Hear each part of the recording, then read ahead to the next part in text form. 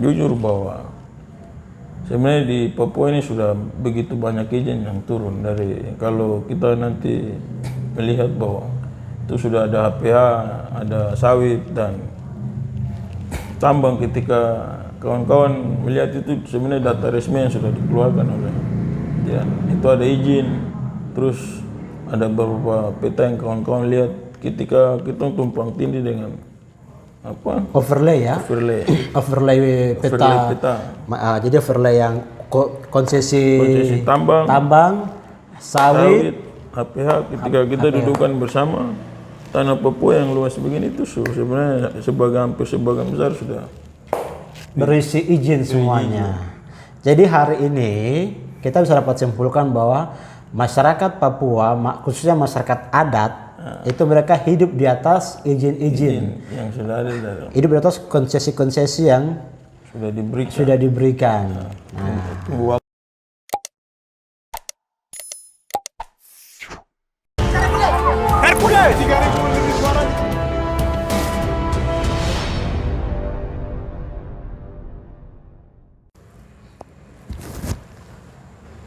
Salam jumpa lagi dalam channel Papua Insight bersama saya Teddy Wakum.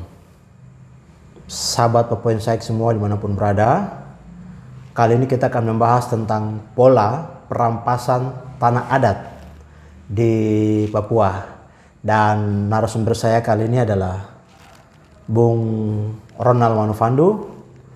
Beliau adalah staf advokasi dari Jaringan Kerja Rakyat Papua atau yang biasa kita kenal dengan Jerat Papua. Bung Ronald, senang sekali karena sudah bisa hadir di studio Papua Insight. Terima kasih juga untuk undangannya. Oke, kita langsung saja ya. Kita tahu bahwa kawan-kawan Jaringan Kerja Rakyat Papua ini sudah banyak melakukan semacam observasi penelitian terkait dengan pola-pola perampasan tanah adat di Papua. Mungkin Bung Ronald langsung menjelaskan kepada para sahabat Papua Insight dan siapapun yang menonton channel ini bahwa bagaimana pola-pola perampasan tanah adat yang hari ini terjadi di Papua. Silakan. Baik, terima kasih terima kasih juga. Salam jumpa ya. Papua Insight yang luar biasa. Ya, berbicara soal perampasan lahan. Hari ini Jerat bekerja untuk riset dan investigasi di hampir 10 kabupaten yang ada di tanah Papua. Oke, 10 kabupaten. Di tanah Papua atau provinsi Papua? Papua dan Papua Barat. Oke. Itu melakukan riset dan investigasi. Itu 4 kabupaten di Papua Barat, 6 kabupaten di Papua, provinsi Papua. Oke. Itu Jerat sedang lakukan. Tentu saja itu tidak terlepas dari yang tadi bilang perampasan tanah adat yang dilakukan secara terstruktur, masif, yang dilakukan oleh pihak-pihak di negeri ini. Oke. Kira-kira yang kawan-kawan Jerat sendiri lihat itu seperti apa polanya? Ini sebelum kita masuk itu kan ini kita harus melihat secara ini pandangan orang-orang tentang tanah dulu. Oke, silakan. Orang-orang tentang tanah. Bicara bagaimana pemerintah melihat itu tanah, bagaimana investor atau pengusaha melihat tanah, dan begitu juga di masyarakat adat melihat apa itu tanah. Ketika itu baru kita bisa petakan persoalan itu. Yang penting itu adalah bahwa pemerintah melihat tanah itu sebagai satu aset pembangunan daerah yang perlu terus didorong. Perlu didorong untuk melakukan pembangunan berkelanjutan yang ada di nasional sampai di daerah. Bagi pemerintah itu sah-sah saja karena itu untuk pembangunan. Begitupun dengan investor atau pengusaha. Mereka melihat lahan atau tanah masyarakat itu sebagai aset yang mendatangkan keuntungan bagi mereka. Sehingga mereka menginvestasi apa yang mereka punya untuk melakukan usaha untuk melakukan usaha yang mereka jalankan. Oke, untuk melakukan investasi ya di daerah. Nah, tetapi juga masyarakat adat melihat tanah itu sebagai, kalau filosofi orang Papua, bahwa tanah itu sebagai mama. Kenapa mama? Karena itu di situ ada sumber kehidupan. Bagaimana mereka berinteraksi dengan hutan, bagaimana mereka selalu hidup tergantung dari hutan. Ketika itu dibawa dengan kebijakan-kebijakan yang ilegal maupun legal, itu masyarakat adat pandang bahwa sebagai sesuatu yang kurang baik. Itu sumber kehidupan mereka sedang dikeruk dan sedang diambil, sehingga itu masyarakat, ya kalau mau bicara secara jujur, masyarakat adat itu terpinggirkan dan mereka menderita di tanah mereka sendiri. Begitu. Ya. Itu pandangan soal tanah. Sehingga kita bisa lihat, dari situ baru kita bisa lihat bagaimana pemerintah memandang tanah, pengusaha memandang tanah, juga investor, dan masyarakat adat melihat tanah itu seperti apa. Begitu. Oke. Dari kerja-kerja yang kawan-kawan di Jerat sudah melakukan investigasi, itu banyak sekali menemukan persoalan.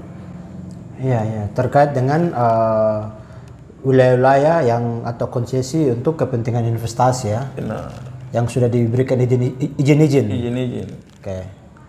Izin-izin usaha seperti tambang, izin usaha seperti kelapa sawit, APH, illegal logging, itu begitu banyak, dan itu hampir di semua kabupaten. Hampir di semua kabupaten itu terjadi merata, hampir di semua kabupaten yang ada di provinsi Papua maupun Papua Barat. Menarik sekali. Ya, itu kondisi yang hari ini kami lihat dan kami temukan. Oke. Kawan-kawan mengatakan bahwa ada perampasan. Yang dimaksudkan dengan perampasan ini seperti apa? Dari kawan-kawan Jerat melihatnya. Secara yang kita lihat bahwa yang kami bilang sebagai perampasan lahan itu adalah pengalihan lahan dalam skala besar sekali. Oke. Yang dilakukan oleh pihak itu yang tadi seperti pemerintah dan juga pengusaha untuk kepentingan mereka tanpa melihat yang tinggal di sekitar situ. Mereka mengambil yang kami temukan bahwa ada begitu banyak masyarakat yang tidak tahu kalau wilayah mereka itu sudah ada izin. Oke. Izin kelapa sawit, pokoknya ada HPH, kayu, illegal logging, itu masyarakat sama sekali ketika perusahaan sudah datang melalui orang-orang perusahaan datang untuk bicara di kampung dengan segala macam cara untuk memikat masyarakat, ya di situ baru mereka sadar karena mereka ini sudah. Oke. Berarti pada tahapan, kalau kita bicara di sini berarti pada tahapan proses perizinan awal itu berarti kemudian tidak melibatkan secara menyeluruh masyarakat adat yang ada di wilayah tersebut. Bisa dibilang seperti begitu. Oke, jadi sepertinya mungkin ada, misalkan dalam tanda kutip pihak-pihak ini ya, entah itu kita bisa katakan bahwa mungkin entah itu pemerintah atau mungkin perusahaan hanya dengan sekelompok orang saja, orang tertentu, padahal yang pemilik dari hak wilayah itu ada yang lain yang kemudian tidak dilibatkan. Hampir semua tidak tahu. Hampir semua tidak tahu. Itu yang kawan-kawan Jerat temukan pada saat turun ke lapangan. Wah, ini menarik. Berarti memang betul bahwa kemudian masyarakat tidak tahu, tiba-tiba saja sudah ada pembukaan lahan di tanah wilayah mereka. Oke. Berarti ini yang kawan-kawan kemudian kategorikan sebagai perampasan tanah adat. Karena atas ketidaktahuan mereka kemudian izin masuk dan kemudian tanah itu digarap. Ya, menarik. Selain itu ada pola-pola lain yang kawan-kawan lihat, pola perampasan tanah adat ini khususnya di Papua. Itu kalau yang kawan lihat ini kan, ini sebenarnya kalau bicara soal tadi bilang itu sebenarnya itu kepada modus. Oh, modus ya? Modus-modus. Oke. Modus-modus apa? Pendekatan, modus-modus apa yang tadi bilang ketika ada sesuatu yang mau masuk ke wilayah mereka, kan mereka harus melakukan pendekatan dengan. Oke. Berarti ya ini coba dijelaskan modus-modusnya nih biar kemudian menjadi pengetahuan kepada masyarakat. Nah, sebelum Bung Ronald bicara, ini saya juga ingin menyampaikan kepada kawan-kawan dimanapun berada, khususnya kepada mahasiswa yang ada yang studi di kota Jayapura atau dimanapun itu berada. Nanti sebentar kakak Ronald akan bicara tentang modus-modus perampasan tanah adat. Saya pikir kawan-kawan harus dengar ini baik-baik dan kalau bisa informasi ini diteruskan kepada kakak, bapak, mama, tete, om, bapak ade, mama ade dorang di kampung supaya dorang bisa mengidentifikasi modus-modus perampasan tanah adat atau perampasan hak wilayah untuk kepentingan investasi. Silakan, Baik. Bung Ronald jelaskan modus-modusnya. Jadi apa dalam pandangan kami bahwa modus itu ketika mereka mau melakukan satu pekerjaan di wilayah adat masyarakat di satu wilayah, mereka akan melakukan pendekatan dengan orang-orang yang mereka sudah lihat. Itu biasa mereka petakan aktor. Oke. Oh, jadi pertama itu pemetaan aktor ya? Itu yang dilakukan oleh Perusahaan. Oke. Mereka akan melakukan pemetaan aktor, mereka melakukan pendekatan. Pendekatan secara pribadi, kelompok, terus mereka datang ke kampung. Datang ke kampung dengan tujuan memperkenalkan diri bahwa di wilayah ini akan ada perusahaan masuk, terus nanti akan diberikan pendidikan yang baik, memberikan kesehatan yang baik. Misalkan membangun puskesmas, membangun rumah sakit, membangun sekolah yang membangun jalan yang baik, membangun rumah-rumah bagi masyarakat, kemudian menghadirkan air bersih. Itu modus ya. Pendekatan yang mereka lakukan itu bagi mereka itu janji yang akan dipenuhi. Atau tidak jalan-jalan ke Bali. Atau studi banding. Di tempat yang sudah pernah ada perusahaan sudah melakukan itu. Keberhasilan. Apalagi pasti kalau perusahaan datang kan buka misalkan bikin slideshow kemudian menggambarkan kasih tunjuk yang bagus-bagus, jadi kan masyarakat di kampung juga kan wah kalau kita terima perusahaan itu berarti mereka hidup sejahtera. Kita akan hidup sejahtera. Mereka akan makan nasi. Ya menarik sekali, menarik. Tapi dalam kenyataannya itu kan hampir di semua wilayah itu bullshit sebenarnya. Tidak ada sesuatu yang mereka buat. Itu janji yang nanti kiamat kah? Tapi sebut tragis. Yang ditemukan bahwa itu modus-modus yang dilakukan perusahaan untuk memikat masyarakat untuk menerima. Jadi kita bilang perusahaan dengan pemerintah ini ibarat suami istri lah. Suami istri. Oke. Tapi kan seharusnya di satu sisi pemerintah juga harus jeli dalam melihat hal ini. Harapan kami begitu sebenarnya. Karena kan sebenarnya investasi bagus juga, tapi harusnya investasi yang kemudian memberikan dampak positif pada masyarakat. Kalau kita lihat hari ini contohnya PT PN 2 di Kerom ya, itu kan sampai sekarang kan apa yang dia lakukan buat masyarakat sekitar gitu. Itu contoh ya? paling dekat yang bisa kita lihat. Ya. Gitu. Kalau kita kemudian lihat di bagian selatan Papua, itu kan banyak sekali terjadi konflik-konflik antara masyarakat dengan perusahaan karena perampasan tanah adat mereka secara sepihak oleh perusahaan. Ya itu dan mereka benturkan aparat keamanan dan masyarakat. Aparat keamanan menjadi keamanan di perusahaan dan masyarakat ketika menuntut sesuatu yang bagi mereka itu tidak sesuai dengan apa yang mereka inginkan, perusahaan menghadirkan aparat sebagai pelindung, dan itu sebenarnya kalau itu kan mereka benturkan masyarakat dan aparat dengan aparat. Ya karena memang di mana-mana misalkan kita bicara persoalan investasi sawit kan itu kan bagian dari pembangunan nasional itu dalam pandangan itu ya objek vital, jadi memang harus dilindungi oleh aparat. Nah, sehingga dalam konflik-konflik seperti begini ya pasti ada aparat di depan untuk langsung berbenturan dengan masyarakat. Ya. Karena begitu kan terjadi begitu di beberapa daerah itu kan terjadi konflik dan korban. Sebenarnya kan ini kalau ketika itu di awal bicara baik, ini kan dari awal saya bilang tuh, ketika pemerintah pandang tanah itu sebagai aset pembangunan nasional, terus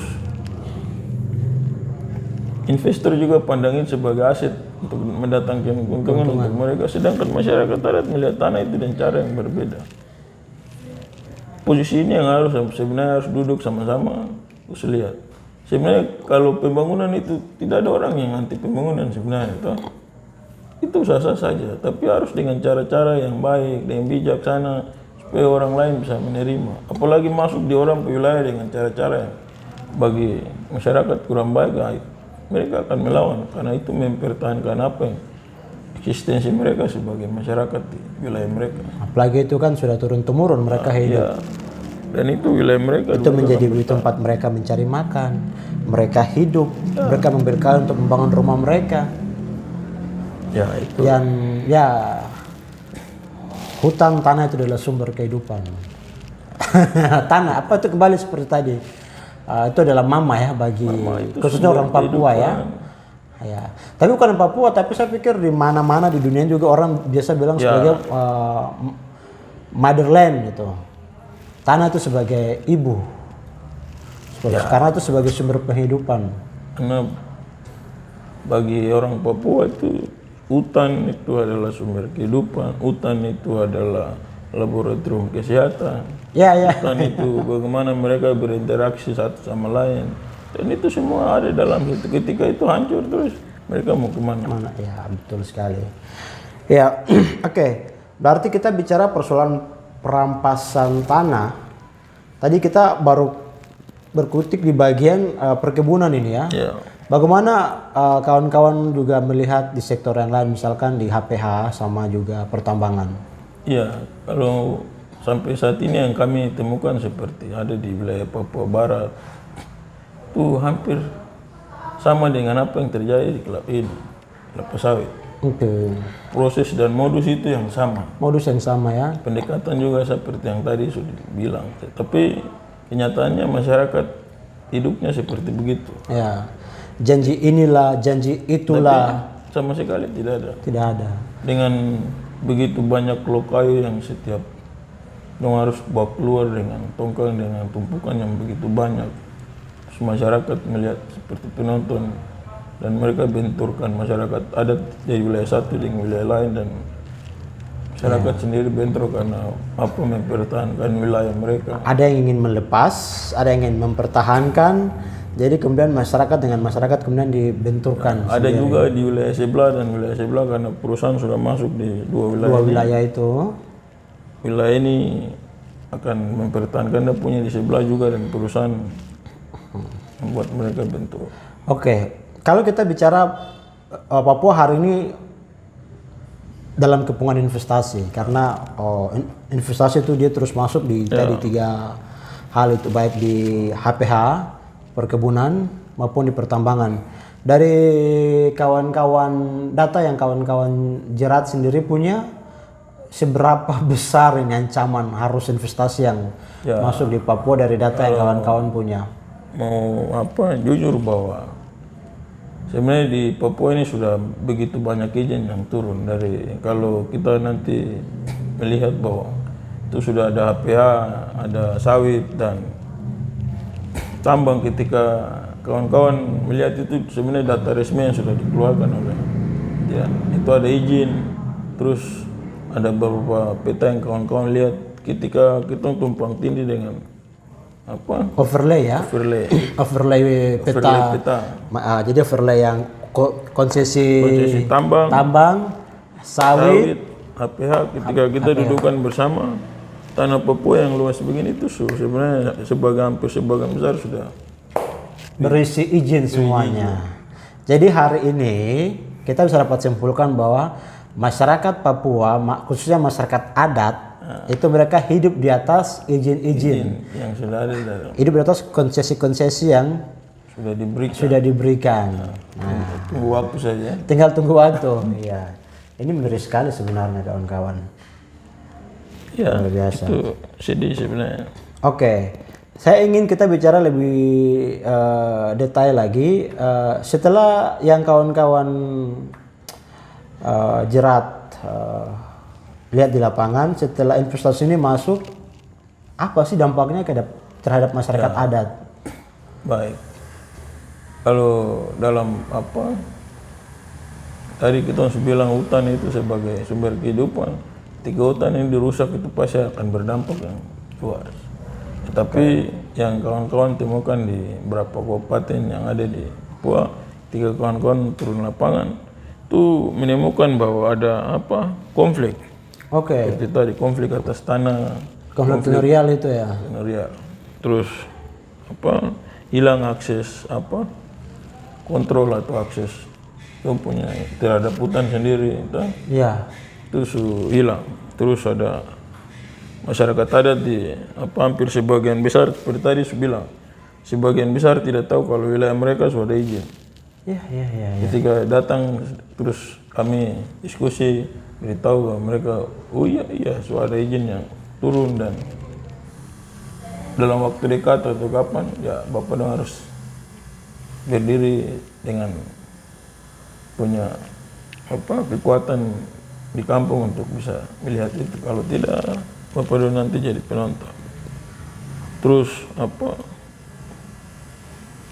karena hutan itu sumber kehidupan, sumber mereka mencari makan ketika itu sudah dibongkar ya yang jelas pasti mereka akan kehilangan sumber kehidupan, dan itu secara struktur mereka sudah sebenarnya secara itu sedang dimiskinkan secara struktur, karena sumber daya alam mereka, sumber daya kehidupan mereka sedang hilang. Iya, betul.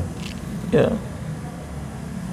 Terus yang paling kawan-kawan lihat itu beban perempuan dengan anak di kampung itu menjadi lebih sulit. Iya. Karena bagi kita di perempuan itu kan dia punya hubungan erat sekali dengan hutan, karena dia yang mencari kebutuhan untuk setiap hari makan, untuk memenuhi kebutuhan di rumah.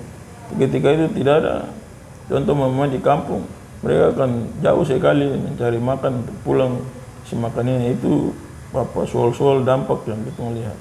Beban kehidupan untuk perempuan dan anak itu menjadi sesuatu yang sulit untuk itu yang terjadi sebenarnya. Itu konflik-konflik yang sudah kami lihat di kampung. Itu beberapa contoh yang bisa kita lihat hari ini sedang terjadi di Papua, khususnya di masyarakat di kampung yang langsung menjadi korban dari adanya investasi di wilayah mereka. Oke, terakhir apa rekomendasi dari kawan-kawan jerat dalam melihat situasi realitas hari ini bagi masyarakat adat yang terkena dampak langsung, dan bagaimana saran dari kawan-kawan jerat? Baik, dari beberapa waktu yang kawan-kawan sudah bekerja dan melihat kita menitik fokuskan pada masyarakat adat di wilayah mereka sebenarnya harus bersatu dulu. Harus bersatu. Ya. Mereka harus saling mendukung dan menjaga wilayah mereka dengan cara mereka harus konsolidasi, membangun persatuan di wilayah tetap mereka. kompak ya. Terus yang kawan-kawan lihat juga masyarakat adat kan dalam pandangan kita di orang Papua itu melihat kita wilayah adat itu dalam batas alam. Oke. Seperti sejauh mata memandang. Sejauh mata memandang, sapu batas itu dari kali ini sampai di kali sana. Yang Bapak dulu kasih. Bagi pemerintah itu tidak ada cerita bahwa itu kalau kosong ya itu tetap kosong. Rekomendasi apa yang kami sebenarnya dorong di masyarakat harus mempunyai wilayah peta atau sketsa peta di kampung yang menggambarkan wilayah adat mereka sebesar apa begitu. seluasnya berapa, supaya ketika ada sesuatu yang masuk, entah itu perusahaan atau apapun datang, masyarakat suka setuju ini wilayah kami. Jadi kalau mau masuk sini harus izin kami. Kami merekomendasi ada peta sebenarnya. Juga yang tadi seperti tidak lepas dari dong punya kelembagaan adat juga harus diperkuat lembaga adatnya ya. Kelembagaan adatnya ketika masyarakat di kampung dengan masyarakat adatnya ya, tapi juga lembaga adat di kampung juga harus diperkuat untuk mendukung kerja masyarakat adat di kampung. Nah, tapi juga masyarakat adat juga harus punya peraturan semacam peraturan kampung kan, Perkam. Atau yang lebih tinggi itu peraturan daerah kan. Itu supaya menjaga wilayah mereka seperti yang tadi ada ketika ada izin masyarakat juga ada punya peraturan yang bisa menjadi intinya juga sebagai untuk melindungi wilayah-wilayah. Terus juga ada kekuatan hukum yang tetap di situ. Supaya ketika perusahaan masuk kan ada ikatan-ikatan yang kemudian ketika dilanggar kita bisa memproses juga si perusahaan ini gitu. Nah, supaya ketika ada sesuatu yang masuk dengan cara-cara yang tidak baik, cara-cara yang tidak sesuai dengan aturan, ya masyarakat juga berhak untuk tanya dan gugat itu. Dalam sisi hukum itu harus lihat juga, dan kalau masyarakat menggugat ya bisa dorong ke kawan-kawan yang kerja di lembaga hukum atau kawan-kawan lawyer minta bantu. Ini ada sesuatu yang salah dan harus digugat. Oke, terima kasih Bung Ronald. Baik, terima kasih juga. Closing statement ada? Ya, jadi berharap semua kalangan dan masyarakat juga kawan-kawan yang bekerja di isu perampasan tanah ini menjadi penting untuk selalu digaungkan untuk semua orang, bahwa ada sesuatu soal yang terjadi di tanah ini dan kita sama-sama bekerja. Tapi juga kita bukan mau melawan sistem atau melawan pemerintah, tidak. Tapi kami mau kasih tahu bahwa ada sesuatu yang salah. Ada sesuatu yang belum baik, sehingga mari kita sama-sama duduk, sama-sama lihat, baru kita membangun negeri ini seperti apa. Tapi kalau dengan cara-cara seperti begini, maaf saja, akan ada selalu protes dan kritikan yang akan muncul ketika pemerintah tidak melihat itu dan menutup mata bahwa ada soal yang belum diselesaikan. Nah, sehingga isu perampasan lahan itu menjadi yang kami dorong untuk semua orang harus tahu bahwa ada soal di tanah ini yang harus sama-sama kita lihat. Ya. Oke, terima kasih Bung Ronald. Terima kasih juga untuk Bung Teddy. Para sahabat Papua Insight dimanapun berada, kita sudah mendengar penjelasan yang sangat baik lagi tentang hari ini pola perampasan tanah di Papua dan kemudian modusnya seperti apa. Saya harap apa yang disampaikan oleh Bung Ronald ini itu menjadi pengetahuan kita bersama dan kita boleh share agar mari kita menjaga tanah Papua. Kita juga melindungi kita punya tanah, kita juga melindungi kita punya orang-orang di kampung sana yang hari ini tanah mereka yang akan menjadi wilayah masuknya investasi, supaya tujuannya adalah investasi yang masuk adalah investasi yang memperhatikan kepentingan atau kehidupan masyarakat yang ada di daerah. Ya, kalau tidak sesuai harus ditolak, tapi intinya adalah harus mendapat izin resmi dari masyarakat. Kalau tidak jangan dipaksakan. Kalau dipaksakan seperti hari ini yang kita temukan fakta terjadi di atas tanah Papua bahwa banyak terjadi konflik ya antara masyarakat dengan aparat, masyarakat dengan perusahaan. Ini karena apa? Ada persoalan-persoalan yang tidak diselesaikan dengan baik. Ada izin-izin yang tidak sesuai dengan tahapan, ya. Seperti begitu. Karena ada modus-modus yang digunakan dengan cara ya macam tadi, menjanjikan sesuatu pada masyarakat padahal tidak pernah diwujudkan, dan hari ini masyarakat banyak yang menderita. Kalau kawan-kawan nonton film yang diluncurkan oleh BBC kemarin ya tentang Lara di hutan Papua kan, itu kawan-kawan akan bisa melihat berbagai fakta yang diceritakan di sana.